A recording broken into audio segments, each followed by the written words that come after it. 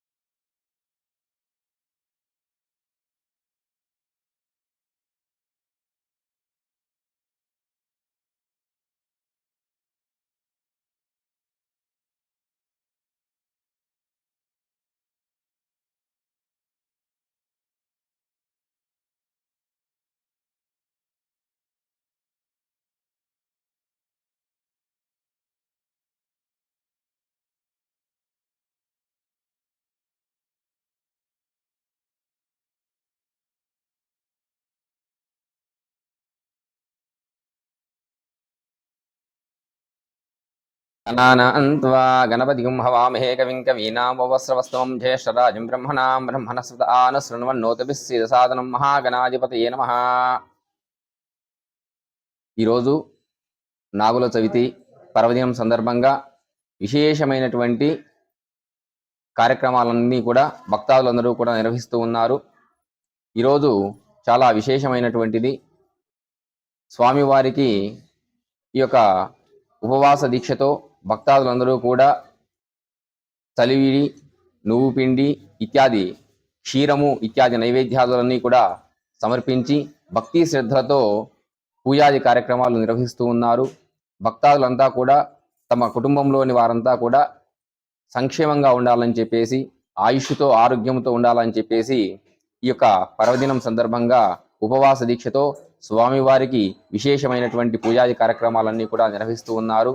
అదేవిధంగా ఈ యొక్క ప్రతి వారికి కూడా ఈ యొక్క కుజదోషము, నాగదోషము, కాలసర్పదోషము, పితృదోషము ఇత్యాది దోషాలు కలిగినటువంటి వారంతా కూడా జాతక చక్రంలో ఈ యొక్క దోషాలు కలిగినటువంటి వారంతా కూడా ఈరోజు ఉపవాస దీక్షతో స్వామివారికి ఈ యొక్క విశేషమైనటువంటి పూజాది కార్యక్రమాలు నిర్వహిస్తే వారికి ఇక వివాహ జీవితంలో ఉన్నటువంటి సమస్యలు కానీ, అదేవిధంగా సంతానం పరమైనటువంటి సమస్యలన్నీ కూడా తొలగిపోతాయి.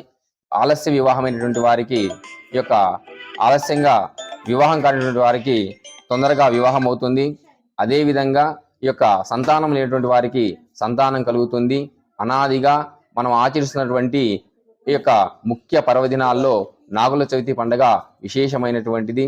అట్లా భక్తాదులంతా కూడా ఈరోజు యొక్క విశేషమైనటువంటి పూజాది కార్యక్రమాలన్నీ కూడా నిర్వహించారు.